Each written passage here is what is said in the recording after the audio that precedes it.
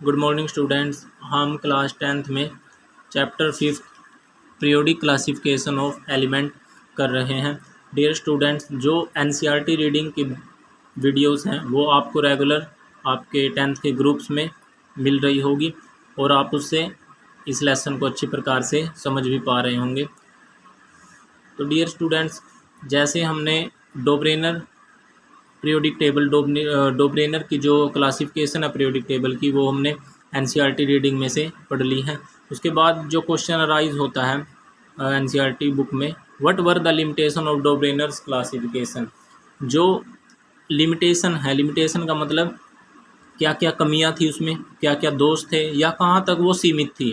डोब्रेनर्स की periodic table जो भी उसने क्लासीफाई किया था एलिमेंट्स का और अपनी पीरियोडिक टेबल बनाई थी, तो उसमें क्या क्या कमियां थी और क्या क्या दोष थे, वो किस तरह से सक्सेसफुल नहीं रही, उसके बारे में पढ़ते हैं। देखिए स्टूडेंट्स, मैं आपको बेसिक नॉलेज दे देता हूँ थोड़ी सी डोब्रेनर क्लासिफिकेशन पीरियोडिक टेबल के बारे में। जब डोब्रेनर ने अपनी पीरियोडिक टेबल बनाई थी तो उस समय तक ओनली 30 एलिमेंट जो थे वो डिस्कवर किए गए थे। 30 एलिमेंट डिस्कवर किए गए थे, लेकिन उन 30 में से भी हमें ये पता है डोब्रेनर ने अपने क्लासीफाई किया जब एलिमेंट को, तो उन्होंने ऐसे करके कुछ ट्राइड्स बनाए थे और उन ट्राइड्स में अपने एलिमेंट्स को रखा था। ठीक है, तो मैं आपको एक बार दिखा भी देता हूँ पीरियोडिक टेबल। देखिए स्टूडेंट्स, ये डोब्रेनर के ट्राइड थे, ये सक्सेसफुल ट्राइड्स हैं। जिस तरह से डोब्रेनर ने अरेंज करना चाहा था उस तरह से ये अरेंज हैं, तो ये सक्सेसफुल ट्राइड थे।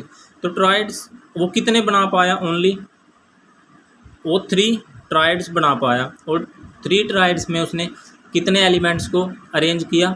तो इसका मतलब एक में 3 है तो 3 में कितने हो गए, 9। तो हर एक में 3 है, 3 जा 9 एलिमेंट्स को ही वो अरेंज कर पाया था। इसका मतलब जब उसने 9 एलिमेंट्स को अरेंज किया था तो 30 में से 9 अगर हम माइनस कर दे तो 21 एलिमेंट्स ऐसे बच गए थे उस टाइम भी जिनकी डिस्कवरी की जा चुकी थी, जिनको वो अरेंज ही नहीं कर पाया। तो सबसे बड़ी तो कमी उसकी यही थी, इसलिए उसकी पीरियोडिक टेबल जो है सक्सेसफुल नहीं रही थी। और हमें ये भी पता है स्टूडेंट्स के उसने जो पीरियोडिक टेबल जो ट्राइड्स अपने किस तरह से बनाए थे, इसके बारे में भी हम देख लेते हैं एक बार। देखिए स्टूडेंट, जो उसका फर्स्ट ट्राइड है लिथियम, सोडियम और पोटेशियम है, तो इसके बारे में देखते हैं कि उसने कैसे बनाया था। यहाँ पे हमने लिया है लिथियम, सोडियम और पोटेशियम। तो हमें ये पता है लिथियम का जो लिथियम का एटॉमिक नंबर होता है 3 और इसका एटॉमिक मास होता है, ये हमने ले रखे हैं students, atomic mass. Atomic mass हैं और एटॉमिक मास के आधार पर इसने अपने पीरियोडिक टेबल को अरेंज किया था। एटॉमिक मास 7 होता है इसका। और ये भी बताया था मैंने, अगर ट्राइड्स में से फर्स्ट एलिमेंट का एटॉमिक मास ले लेंगे और लास्ट वाला जो थर्ड एलिमेंट है उसका एटॉमिक मास ले लेंगे और उनको 2 से डिवाइड कर देंगे, तो जो मिडल वाला है, जैसे हमने इनको टोटल किया तो 46 आ गया, 2 से डिवाइड किया तो कितना आ गया, 23। और 23 ये किसका होगा, एन, जो मिडल वाला है वो उसका एटॉमिक मास आ जाएगा। यहाँ पे उसने देखा कि एटॉमिक मास किसका है ये, तो ये उसके आसपास जो भी एलिमेंट होगा उसको उसने यहाँ पे अरेंज कर दिया। तो इस तरह से उसने अपनी पीरियोडिक टेबल बनाई थी। अब देखिए, ये उसके सक्सेसफुल ट्राइड्स थे, लेकिन उसने पीरियोडिक टेबल अपनी बनाई थी वो ये वाली पीरियोडिक टेबल है। इसमें देखिए, ये जो calcium, strontium, barium, chlorine, bromine और आयोडीन, अगर आप इनको टोटल करके देखेंगे इन दोनों को, तो इसके आसपास ही कोई ऐसा नंबर आएगा, ऐसा एटॉमिक मास आएगा जो इसके पास आसपास होगा, तो उसने यहाँ पे उसको अरेंज कर दिया। ऐसे ही क्लोरीन में होगा 35 और 126 को अगर हम टोटल करके देखते हैं तो 79 के आसपास या 80 के आसपास कोई ऐसा एटॉमिक मास आएगा। और उसने देख लिया कि 80 के पास किसका है, तो वो ब्रोमीन का है, वो ब्रोमीन को अरेंज कर दिया। लेकिन उसने साथ ही साथ क्या किया, यहाँ पे सोडियम, पोटेशियम और आर्सेनिक इनको भी अरेंज कर रखा है। लेकिन अगर हम इनका करके देखते हैं, देखिए स्टूडेंट्स मैंने कर रखा है, अगर इनका हम करके देखते हैं तो सोडियम का 14 होता है, पोटेशियम का 31 होता है और आर्सेनिक का 74.9 होता है। तो ये एटॉमिक मासेस हैं और हमने एटॉमिक मास जो फर्स्ट का लेना है और थर्ड का लेना है। मैंने यहाँ पे ले लिया 14 + 74। मैंने यहाँ पे 74.9 को हटा दिया क्योंकि हमारी कैलकुलेशन थोड़ी आसान होगी, तो हमने 74 ले लिया।